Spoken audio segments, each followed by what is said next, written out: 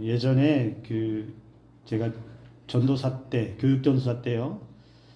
천안에서 이제 첫 사역을 하고 주중에는 이제 서울에서 학교를 다니는데 서울과 천안에서 왔다 갔다 하다 보니 수요일 같은 때는 예배를 드릴 만한 곳이 없어요. 그래서 제가 다녔던 모 교회는 가기가 좀 그래서 다른 교회를 이제 여기저기 찾아다닌 적이 있어요. 그런데 한 번은 어느 교회에 갔는데 특이한 걸 봤어요. 뭐냐면 수요일 날 갔는데 그래도 뒷자리에 앉는 것보다는 좀 앞에 앉고 싶은 생각이 있어요. 제가 앞에를 잘 안 가는데 근데 앞에가 다 비었어요. 한쪽 자리가 예를 들면 우리 예배실로 하면 요 정도 앞자리가 비어 있어요. 그래서 아무도 앉지 않길래 그냥 앞자리 가서 앉았어요. 그런데 잠시 후에 누가 옆에 와서 툭툭툭 쳐요. 그래서 이렇게 봤는데 그 교회 집사님인지 권사님인지는 모르겠지만 저한테 이렇게 얘기합니다. 여기는 장로님들 자리예요. 여기는 장로님들 자리예요. 무슨 얘기일까요? 여기 앉지 말라는 거예요. 여기는 장로님들 앉는 자리니까 앉지 말라는 거예요. 아니, 장로님 자리가 따로 있습니까? 그랬더니 우리 교회는 전통적으로 장로님 자리는 따로 있대요. 그래서 남의 교회니까 어떻게 해요? 일어나서 뒷자리로 가서 가만히 생각하니까 무슨 이런 전통이 있나. 여러분, 사람들이 예배드리러 성전에 오면 습관처럼 자기가 앉는 자리는 있죠. 그죠? 지금 앉아 계신 분들도 언제 와도 거기 앉으시죠? 근데 습관처럼 내가 앉는 자리는 있지만 내가 여기는 내 자리, 여기는 장로 자리, 여기는 권사 자리 이렇게 딱 찜해놓고 앉는 자리를 전통으로 지키는 교회가 있을까 싶어요. 이건 굉장히 중요한 것도 아니고 이게 교회 전통으로 지킬 만한 그런 가치가 있느냐라고 저한테 물어보면 저는 별로 그렇게 지킬 만한 가치는 없다고 생각해요. 어디라도 앉아서. 근데 여러분, 제가 뒷자리에 앉아서 예배를 드리는 내내 그게 머리에 자꾸 이렇게 신경이 쓰이니까 예배가 안 돼요. 뭐만 봤을까요? 제가 예배 내내? 그 자리만 쳐다봤어요.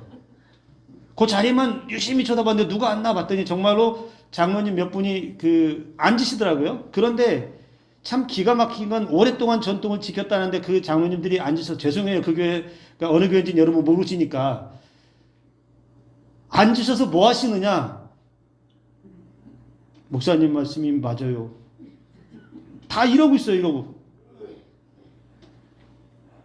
앞에서 설교하시는 목사님이 맨 앞에 앉으신 장로님들을 보면서 무슨 생각을 했을까요? 신앙이 좋다고 생각하셨을까요? 지정석까지 만들어졌더니 거기서 다 주무시고 계시는 사랑하는 자에게 잠을 주시는 하나님이라고 했을까요? 덕이 안 되더라는 거예요. 전통이라고 지키는 것 같지만, 배려한다고 지키는 것 같지만 오히려 교회의 예배에 그게 덕이 안 되고 다른 성도들 거기 쳐다보면 우리 장로님들은 지정석에 앉아서 졸기만 합니다. 이 생각 안 하겠어요? 혹시 이 시간에 졸음이 오시는 분들은 깰지어다. 교회 생활 하다 보면, 신앙생활 하다 보면 여러분, 교회마다 전통들이 다 있지요. 왜 없겠어요? 교회 창립할 때부터 쭉 지나오면서 그 교회만이 잘 지키는 그런 전통들이 있잖아요. 그런데 그런 전통들이 좋은 전통이 있고 본받을 만한 전통이 있는 반면에 그러나 굳이 이런 걸 지켜야 될까라고 하는 전통도 있어요. 또 교회마다 이렇게 보면 여러분, 교회마다 특징이 다 지어지는데 어떤 교회는 다른 거 하나 일절하지 않아요. 뭐만 하느냐? 예배만 드리는 교회가 있어요. 오직 예배 외에는 다른 걸 하지 않는 교회가 있더라고요. 자다 깨도 예배고 죽었다 깨도 예배고 누가 뭐라고 해도 예배고 새벽 예배, 수요 예배, 금요 예배, 주일 예배, 예배밖에 안 드려요. 행사나 어떤 프로그램도 하지 않는 교회가 있더라고요. 그런데 어느 교회에 가보면 예배 안 드린다는 이야기가 아니에요. 프로그램, 행사가 너무 많은 교회가 있어요. 월요일에는 뭐하고 화요일에는 뭐하고 그냥 행사와 프로그램이 줄줄줄줄줄줄 이어지는 교회들이 있어요. 사람이 계속해서 왔다 갔다 왔다 갔다. 여러분 사람이 교회에 왔다 갔다 하는 건 굉장히 좋은 모습인데 한편으로는 아쉬운 부분이 있어요. 저 프로그램이 끝나면 저 사람들은 어떤 신앙을 가질까? 저렇게 열심을 내서 누가 봐도 참 열심을 내서 잘한다. 프로그램도 잘하고 행사도 잘하고 주변에 야, 저 교회는 활기차게 움직인다. 그런데 그렇게 열심을 낸 사람들 중에 과연 주님 앞에 온전하게 예배하는 사람은 얼마나 있을까? 그렇게 열심인 것만큼 신앙은 얼마나 자랐을까라고 하는 궁금증도 생긴다는 겁니다. 본질을 잃어가고 교회가 예수님 중심이 아니고 예배 중심도 아니고 사람을 끌어모으기 위해서 행사와 프로그램을 중심으로 돌리는 교회가 만약에 그게 중심이 되고 그게 본질이 되어버렸다면 여러분 그런 교회는 빨리 깨어나야 될 줄로 믿습니다. 우리 교회도 여러분 남의 교회 얘기할 필요는 없어요. 우리 교회가 행사를 많이 하거나 그런 교회는 다행히 아닌데 앞으로도 마찬가지예요. 우리가 붙잡아야 할 것은 무엇인지를 분명히 알아야 합니다. 우리가 분명히 중심을 잡고 우리가 분명히 중요하게 여기고 최우선 가치를 두고서 생각하고 신앙생활 할 것이 무엇인지를 바로 잡아야 한다는 것입니다. 본질보다 전통을 앞세우거나 본질보다 다른 외부적인 것, 겉에 드러나는 것에 더 열심을 내는 그런 신앙이라면 우리는 과감하게 버리고 우리 안에 내실을 기할 수 있고 우리 안에 중요한 것, 가장 가치 있는 것, 버릴 수 없는 최고의 것은 항상 지켜내는 그런 굳건한 신앙이 저와 여러분들의 신앙이 되어야 할 줄로 믿습니다. 예수님 시대 유대인들 가운데 여러분 입으로는 자기들이 최고의 신앙을 가졌다. 자기들은 말씀을 잘 지키는 사람들이다. 자기들은 율법대로 잘 준수해서 사는 사람들이라고 그렇게 자부심을 가진 사람들이 많았습니다. 이 사람들은 예수님 앞에 와서도 당당하게 자기들의 그 의로움, 자기들의 율법 순종하는 그 율법에 대해서 당당하게 말합니다. 얼마만큼 당당하냐? 자기가 지키는 율법, 자기의 신앙을 가지고 다른 사람들의 신앙을 판단하고 그 사람들의 신앙이 자기들의 기준에서 잘못됐으면 잘못됐다라고 정죄하기까지 합니다. 그런데 그들의 실상의 모습 보면 그들이 말하는 것처럼 그들의 입술로 말하는 것처럼 겉은 화려한 것 같고 잘하는 것 같은데 여러분 그들의 신앙, 그들의 속의 신앙은 잘못된 편견의 신앙, 외식하는 신앙, 본질과는 아무런 상관없는 그런 신앙으로 화석처럼 딱딱하게 굳어져 버린 것을 볼 수 있습니다. 오늘도 여러분 그러한 사람들이 예수님 앞에 왔습니다. 갈릴리 게네사렛에서 능력으로 모든 병든 사람들을 고치시고 그리고 사람들에게 하나님의 아들로서 놀라운 일을 행하셨던 예수님 앞에 예루살렘에서부터 쫓아왔던 바리새인과 서기관들이 예수님 앞에서 나타나서 예수님에게 이런 말들을 합니다. 당신의 제자들이 왜 식사할 때 손을 씻지 않습니까? 우리는 장로들의 전통, 식사하기 전에 반드시 손을 씻는 전통이 있는데 당신의 제자들은 그렇게 하지 않습니다. 예수님의 제자들이 손을 씻지 않고 먹는 것에 대해서 시비 걸기 시작했습니다. 유대 사회에서는 그 유대 사회를 이끌어가는 또 대표할 만한 랍비들이 나름대로의 실천 사항들을 만들었어요. 예를 들면 거룩하라고 하는 하나님의 말씀을 지키기 위해서 어떤 세부 규칙들을 만들었냐면 거룩하라는 말씀을 지키기 위해서 음식 먹을 때 손을 씻어야 한다. 이런 걸 만들었다는 거예요. 그래서 그것을 자신들의 율법 지켜야 할 사항들로 지켰다는 겁니다. 그런데 제자들을 보니까 그렇게 하지 않는 것이 이상하다. 문제가 있다. 그것을 지적했다는 겁니다.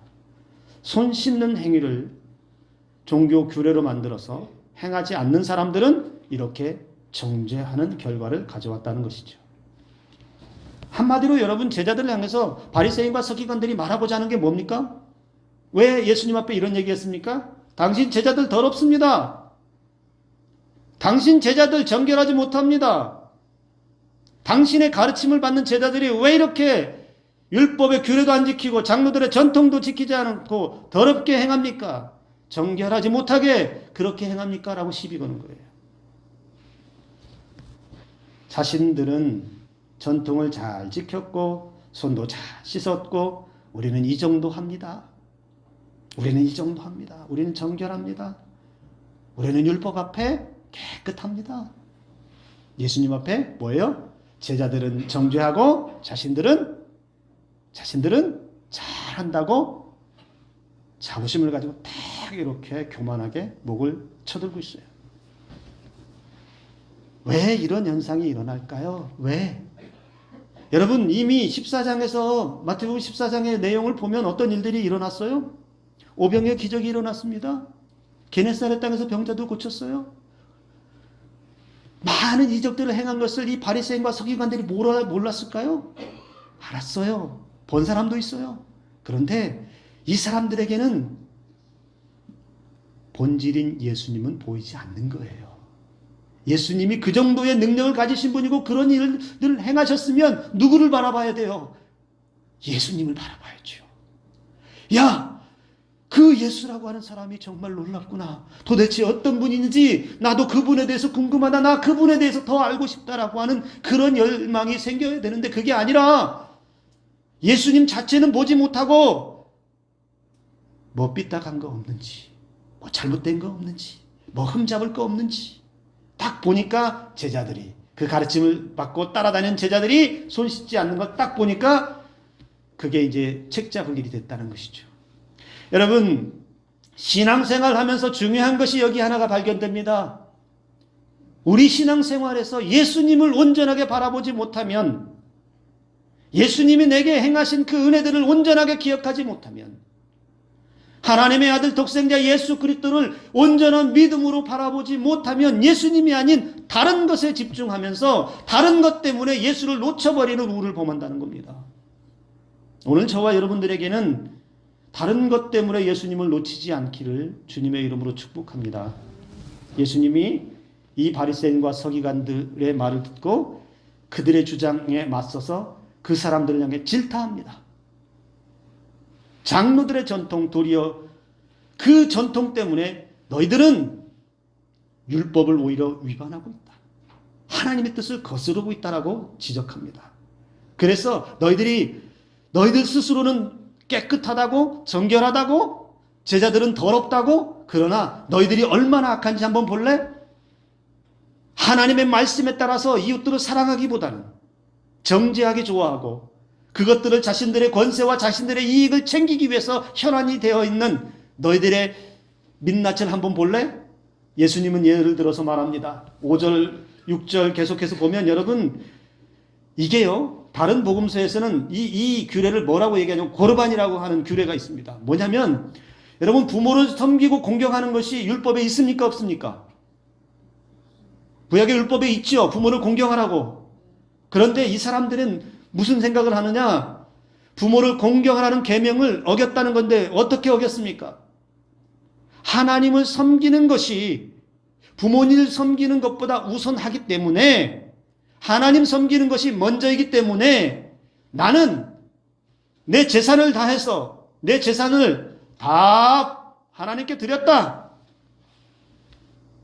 하나님께 다 드렸으니까 그 드린 것으로 나는 부모를 봉양해도 된다 안 해도 된다? 부모 봉양 안 해도 된다. 왜요? 하나님께 드렸으니까. 여러분 이 말이 맞습니까 틀립니까? 이렇게 한번 이해해 볼까요? 나는 신앙생활 열심히 하면서 하나님 잘 섬기니까 그리고 하나님께 모든 것을 다 순종하고 다 드렸으니까 가족 돌보지 않아도 된다. 맞습니까? 틀립니까? 있을 수 없는 일이라네. 그런데 이 사람들은 그렇게 했다는 겁니다. 하나님 우선이니까 하나님께 드리기만 하면 부모 공경 따위는 안 지켜도 괜찮다. 이게 자신들이 만들어낸 전통이라는 거예요. 예수님은 바로 이런 행위들을 뭐라고 얘기합니까? 외식하는 자들. 달리 말하면 너희들의 이런 신앙은 껍데기 신앙이라는 거예요. 껍데기만 화려하게 사람들에게 잘 보이기 위해서 포장한, 그럴싸하게 나는 이 정도입니다라고 껍데기만 그렇게 보여줄 뿐이지 너희의 속에는 텅텅 비어버리고 너희 속에는 더러운 것으로 가득 차 있다. 예수님이 그들을 향해서 질타하고 있다는 거예요. 그래서 뭐라고 말합니까? 이사야 선지자의 그 말씀을 인용합니다. 이 백성이 입술로는 나를 공경하되 마음은 내게서 멀도다. 사람의 계명으로 교훈을 삼아 가르치니 나를 헛되이 경배하는도다. 자신들은 종교적으로, 신앙적으로, 그리고 유대인 사회에서 말씀도 잘 알고 충실하게 율법을 지킨다라고 그렇게 이야기하지만, 나는 신앙이 좋다라고 말하지만, 나는 정결하다라고 사람들 앞에 자신 있게 말하는 것 같지만, 우리 주님이 말하는 것은 너희는 입술로는 그렇게 말하지만 너희 속은 비었다. 우리 주님은 그렇게 질타하셨다는 겁니다. 여러분, 바리새인들과 서기관들의 신앙을 보면서 우리가 버려야 할 신앙이 있어요.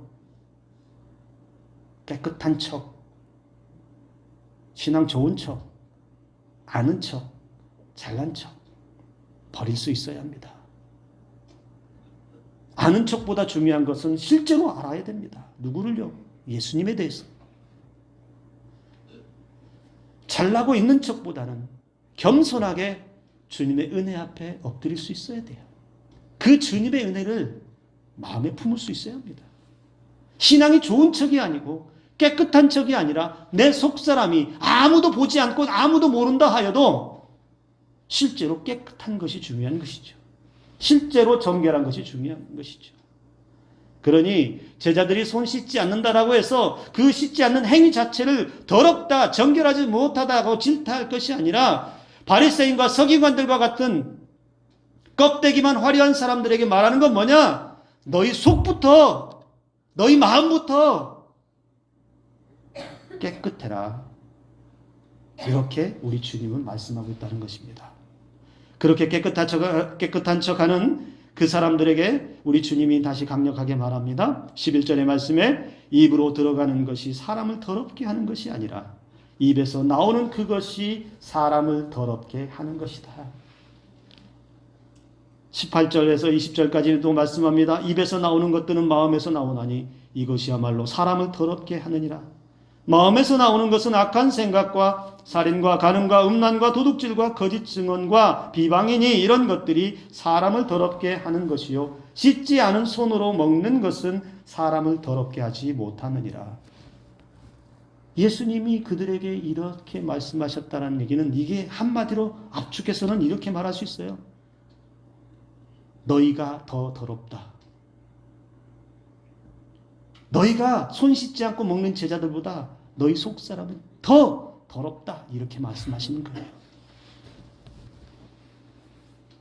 신앙의 본질이 무엇이 되어야 할까요? 우리 신앙의 중심이 무엇이 되어야 할까요? 예수님이 되어야 합니다. 예수님을 있는 그대로 볼 수 있어야 하고요. 예수님의 말씀을 있는 그대로 따라갈 수 있어야 하고요. 우리의 삶의 중심에서 어떠한 삶이든지 나는 예수를 마음에 품고 예수로 생각하고 예수로 행동하고 예수로 문제를 풀어가는 삶의 방식을 선택해야 합니다. 헌신하고 섬기는 것 중요합니다. 교회에서 열심히 직분에 따라서 봉사하고 일하는 것 중요합니다. 그러나 예수 없이 섬기고 예수 없이 봉사하고 예수 없이 열심히 땀 흘리는 거 죄송합니다. 이건 신앙이 아니에요. 예수 없이 이루어지는 것, 중심인 예수 그리스도가 없이 껍데기만 열정을 다해서 하는 것, 이것은 신앙이 아니에요.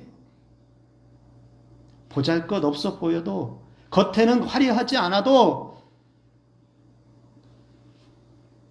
속에는 예수로 가득 찬 사람이 진정한 신앙인이라는 것을 여러분 잊지 마시길 바랍니다.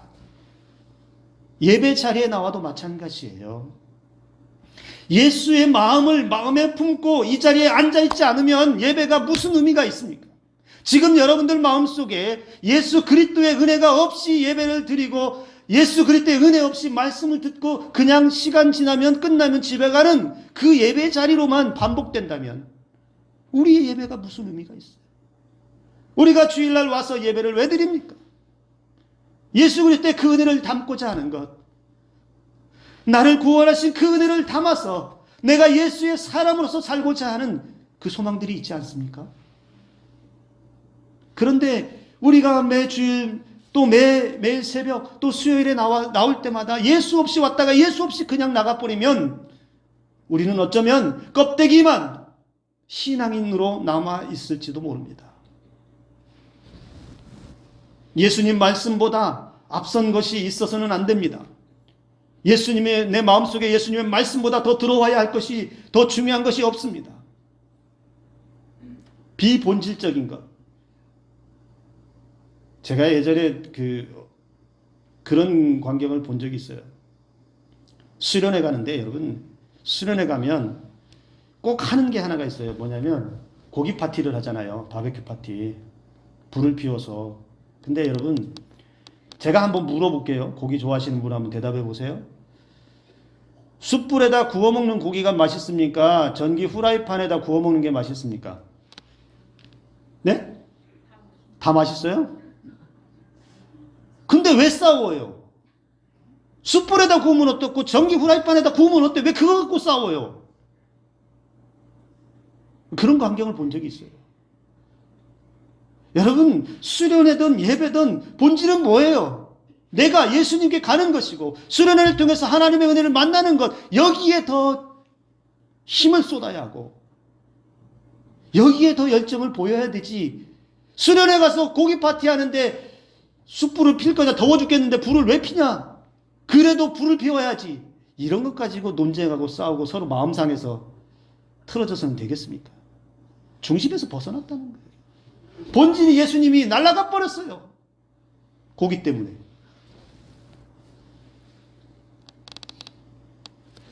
우리는 우리의 신앙 다시 한번 볼 수 있어야 합니다. 여러분, 신앙과 우리의 삶에 껍데기로 가득 차 있고 둘러싸여져 있다면 오늘 이 시간 과감하게 벗어버릴 수 있는 저와 여러분들 되기를 주님의 이름으로 축복합니다. 무엇을 위해서 열심을 내고 있습니까? 무엇을 위해서 헌신하고 섬기고 있습니까? 찬양대, 무엇을 위해서 찬양을 하고 있습니까? 찬양대가 하나님 앞에 찬양을 드리는데 예수 없이 찬양 드리면 그냥 노래 부르는 거랑 똑같아요. 노래 부르기 위해서 앉아있는 게 아니고 우리 하나님은 노래 부르는 거 그거 감상하려고 찬양대를 세우시는 게 아니에요. 오늘 죄송해요. 여러분 혼내는 거 아니에요. 다시 한번 각성하라고 하는 얘기예요. 예수로 꽉 차서 내 목소리로 찬양하는 한 절 한 절이 나의 신앙 고백으로 내 안에 계신 예수 그리스도로 찬양하는 찬양대가 되기를 주님의 이름으로 축복합니다. 그러면 그 찬양 주님이 기뻐 받으실 줄로 믿습니다. 다른 분들도 마찬가지입니다. 예배 처음부터 시작까지 예수로 가득 채워져야 합니다.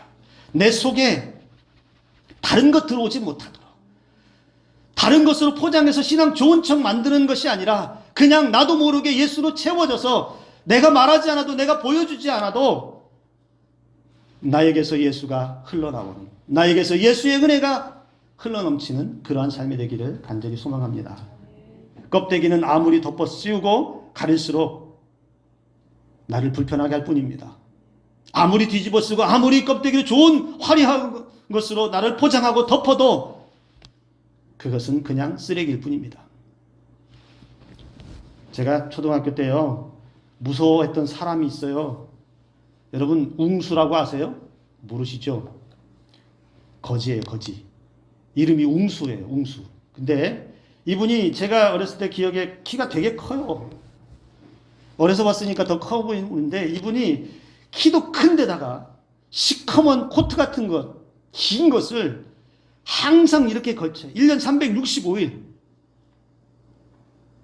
더우나 추우나. 근데 어디 가서 옷을 하나 또 얻어오면 그 위에다 또 껴입어요. 또 어디 가서 옷을 하나 얻어 입으면 또 어떻게 해요? 그 위에 또 끼어 입어요. 그러면 원래 큰데 이 사람이 옷을 몇 개를 끼어 입었는지 두툼한 것을 한여름에도 그걸 끼어 입고 이러고 다녀요. 이러고. 그걸 초등학생이 그걸 저 멀리서 보면 얼마나 무서운지 아세요? 무슨 거대한 곰 한 마리가 이러고 오는 것 같아요. 여러분, 껍데기 신앙이라고 하는 건 이런 거예요. 아무리 좋은 거 껴입어봐야, 아무리 화려한 거, 본질인 예수님이 아닌 거, 다른 거 다 뒤집어 써봐야, 껴입어봐야 껍데기에 불과하다는 거예요. 오히려 나를 불편하게 만들고요.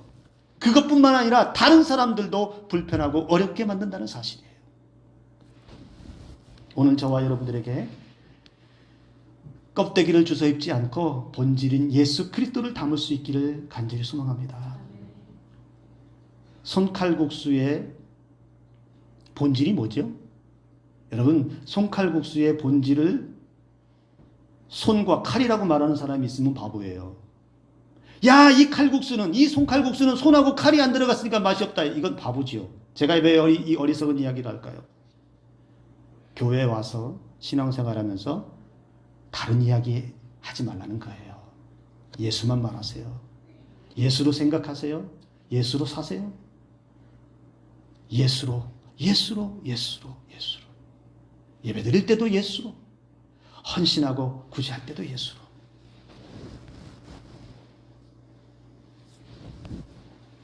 우리는 마지막 때에 그리고 우리의 생명이 다하면 주님 앞에 설 날이 옵니다. 우리는 주님을 만날 사람들입니다. 그런데 여러분, 우리는 주님 만날 때 어떻게 만날까요? 이 땅에서 가지고 있던 모든 껍데기는 다 벗어버리고 내가 간직한 예수에 대한 믿음, 이것만 가지고 만날 줄로 믿습니다. 아무리 좋은 거, 아무리 화려한 것, 아무리 대단한 껍데기를 다 가지고 예수님 앞에 가도 그건 벗겨내야 돼요. 그거 가지고 예수님 만날 수는 없어요. 어느 분이 꿈을 꿨는데 천국에 갔다라고 그래요. 천국에 갔는데 천국 문지기가 이제 지키고 있는데 이제 들어가려고 하는데 막아요. 당신 누구요? 나 아무개요. 아무개 직분은 말하기가 좀 그런데 아무개 뭐뭐뭐요. 이렇게 얘기하니까 그래요. 당신 예수 믿었습니까? 믿었대요. 나 잘 믿었습니다. 신앙생활 오래 했습니다. 직분도 있습니다. 가만히 있어봐. 책자를 막 뒤적뒤적 하다가 보니까 아무리 뒤져봐도 당신은 생명책이 없는데요. 그럴 리가 있습니까? 내가 그 어느 교회에 내가 얼마나 열심히 했는데 그럴 리가 있겠습니까? 다시 한번 찾아보세요. 다시 찾아봐요. 없어요. 없습니다. 그러면서 그 문지기가 이렇게 말합니다.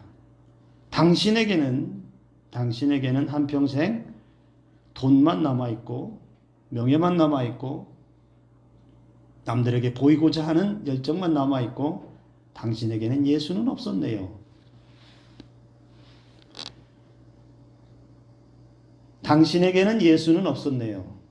여러분, 우리 주님 앞에 설 때에 이 소리 안 듣기를 주님의 이름으로 축복합니다. 당신에게는 예수로 가득하네요. 당신에게는 예수로만 채워졌네요. 신앙의 껍데기가 아닌 알맹이로 가득 찼군요. 이런 칭찬 듣는 저와 여러분들의 삶이 되길, 그리고 신앙이 되기를 주님의 이름으로 축복합니다.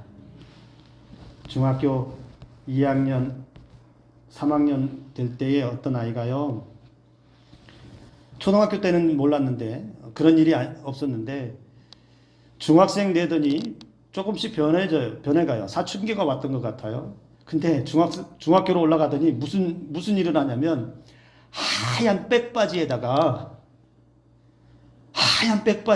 도끼빗 아시죠? 큰 거, 이만한 거. 도끼빗. 그걸 뒷주머니에다 탁 꽂고 그러고 다녀요. 그러면서 거울 뭐 볼 거 있으면 머리 빗고 다녀요. 머리를 하루에 얼마나 빗는지 볼 때마다 보면 조금만 있으면 예배 드리다가도 중학교 다니면서 겉멋이 얼마나 늘었는지 어느 날 귀를 뚫고, 남자예요, 귀를 뚫고 귀걸이를 2개씩 막 달고 왔어요. 근데 겉멋은 늘었고 멋을 내기 위해서 치장하고 머리는 수도 없이 빗어대는데 내가 보기엔 하나도 멋있지 않아요. 예배 시간만 되면 꾸벅꾸벅 졸기나 하고 떠들기나 하고 옆에 있는 애가 장난치기나 하고 지각하고. 제가 그런 얘기를 했어요. 그 아이 이제 만날 기회가 있어서, 야, 머리 빗는 것만큼만 좀 예배 드려봐라. 야, 머리 빗는 것만큼 좀 신앙생활 좀 하면 안 되겠냐? 네가 머리 빗는 것만큼만 하면 주님이 너를 어마어마하게 사랑하실 것 같다. 야, 피식피식 웃더라고요. 여러분, 저와 여러분들을 지금 포장하고 있는 껍데기가 혹시 있습니까? 그 포장하는 것만큼 예수께로 나아가는 은혜가 있기를 바랍니다. 나를 돋보이게 하기 위해서 애쓰는 것만큼만 주님께 더 가까이 가고 주님으로 가득 채워지는 복된 인생이 되기를 주님의 이름으로 축복합니다. 기도합니다.